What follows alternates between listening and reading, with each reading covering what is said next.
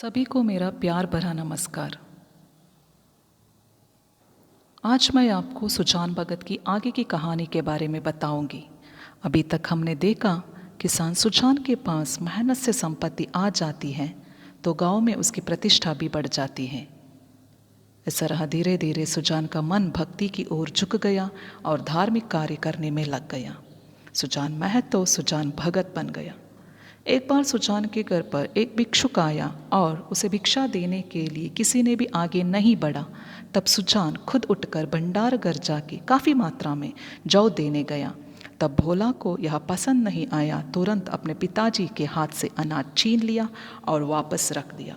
सुजान इसे अपना अपमान समझा और वे बहुत दुखी हो गए। उसके बाद वे एक पेड़ के नीचे जाकर बैठकर विचारों में मग्न हो गए। अपना अधिकार वापस पाने के बारे में सोचने लगे। आइए अब आगे की कहानी देखते हैं। भाग 4। सुजान के सामने अब एक नई समस्या खड़ी हो गई थी।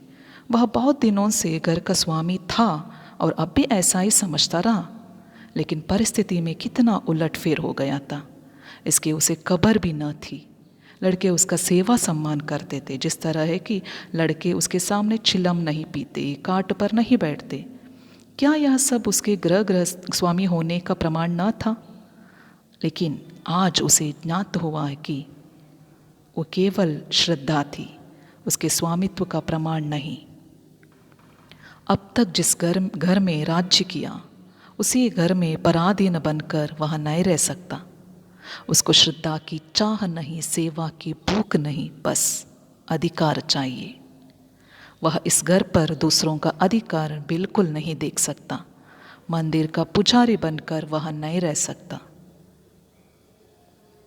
न जाने कितनी रात बाकी थी। सुजान ने उठकर गंडासे से बैलों का चारा काटना शुरू किया। सारा गांव सोता था, लेकिन सुजान नहीं। इतना श्रम उन्होंने अपनी जिंदगी भर नहीं किया था। जब से उन्होंने अपना काम करना छोड़ा था, बराबर चारे के लिए हाय हाय पड़ी रहती थी। शंकर भी काटता था, भोला भी काटता था, पर चारा पूरा ना पड़ता था। आज वह इन लड़कों को दिखा देंगे चारा कैसे कैसे काटना चाहिए। उनके सामने कटिया का पहाड़ खड़ा हो गया और टुकड़े कितने महीन और सुडौल थे, मानो सांचे में ढाले गए हो। मुँह अंधेरे बुला के उठी तो कटिया का ढेर देखकर दंग रह गई और कहने लगी, क्या भोला आज रात भर कटिया ही काटता रह गया? कितना कहा कि बेटा जी से जहान है, पर मानता ही नहीं, रात को सोया ही नहीं। सुजान भगत ने उस वक्त व्यंग्यतापूर्ण भावों से कहा, वह सोता ही कब है? जब देखता हूँ तब काम ही करता रहता है। ऐसा कमाओ संसार में और कौन होगा? इतने में भोला मांग के मलता हुआ बाहर आ गया। उसे भी यह ढेर देखकर आश्चर्य हुआ और माँ से पूछा, क्या शंकर आज बड़ी रात को उठा था अम्मा? तब बुलाकी ने कहा, वह तो पड़ा सो रहा है, मैंने तो समझा तुमने काटी होगी। तब भोला ने कहा, मैं तो सवेरे उठ ही नहीं पाता, लेकिन दिन भर कितना काम दे दूँ या नहीं तुम या मैं कर लूँगा, लेकिन रात को बिल्कुल नहीं हो सकता। तब बुलाकी ने कहा, क्या तुम्हारे दादा ने काटी है? तब भोला ने कहा, लगता है रात भर सोए नहीं, मुझसे कल बड़ी भूल हुई। अरे वह तो हल लेकर जा रहे, जान देने पर उतार हो गए हैं क्या? तब बुलाकी ने कहा, क्रोधी तो सदा के हैं, अब किसी की सुनेंगे तोड़े ही। तब भोला ने कहा, शंकर को जगा दो अम्मा, मैं भी जल्दी से मुंह हाथ धोकर हल ले जाऊं। जब और किसानों के साथ भोला हल लेकर खेत में पहुंचा तो सुजान आधा खेत उस वक्त जोत चुके थे। भोला ने चुपके से काम करना शुरू किया। सुजान से कुछ बोलने की उसकी हिम्मत भी न पड़ी। दोपहर हुआ, सभी किसानों ने हल छोड़ दिए, पर सुजान अपने काम में व्यस्त थे, मग्न थे। भोला थक गया है। उसकी बार बार इच्छा होती है कि बैलों को खोल दे, मगर डर के मारे कुछ कह नहीं सकता। सबको आश्चर्य हो रहा है कि दादा कैसे इतनी मेहनत कर रहे हैं। अंत में तो डरते डरते बोला, दादा अब तो दोपहर हो गया, हल खोल देना। तब सुजान ने कहा, हाँ खोल दो, तुम बैलों को लेकर चलो, मैं डांट फेंक कर आता हूँ करके कह दिया। तब भोला ने कहा, मैं शाम को डांट फेंक दूंगा। तब सुजान ने बोला, तुम क्या फेंक दोगे, देखते नहीं हो खेत कटोरे की तरह गहरा हो गया है, तभी तो बीच में पानी जम जाता है। इसी गोविंद के खेत में 20 मन का भीगा हुआ था, तुम लोगों ने इसका सत्यानाश कर दिया। बैल खोल दिए गए।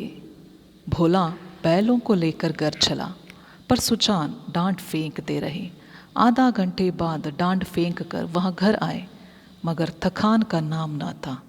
नहा कर आराम करने के बदले उन्होंने फिर से काम करना शुरू किया, जिस तरह के बैलों को सहलाना शुरू किया। उनकी पीठ पर हाथ फेरा, उनके पैर मले, पूंछ सहलाए। सुजान की गोद में सिर रखे उन्हें अकथनीय सुख मिल रहा था। बहुत दिनों के बाद आज उन्हें यह आनंद प्राप्त हुआ था। उनकी आंखों में कृतज्ञता भरी हुई थी, मानो वे कह रहे थे, हम तुम्हारे साथ रात दिन काम करने को तैयार हैं।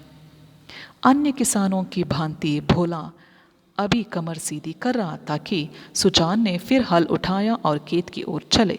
दोनों बैल उमंग से भरे दौड़े चले जाते थे, मानो उन्हें स्वयं खेत में पहुंचने की जल्दी थी।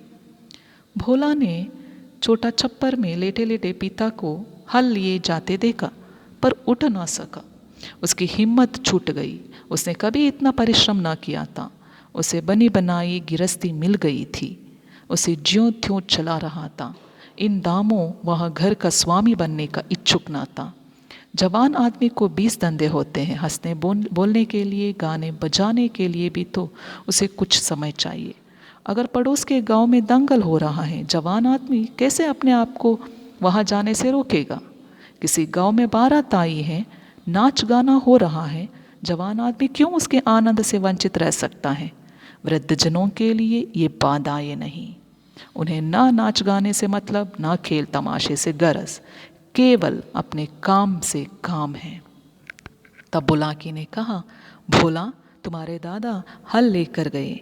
तब भोला ने कहा, जाने दो अम्मा, मुझसे यह नहीं हो सकता। आज के लिए इतना काफ़ी है। आगे की कहानी अगले वीडियो में। जब तक देखते रहिए हमारा YouTube चैनल ई ज्ञान दर्पण। धन्यवाद।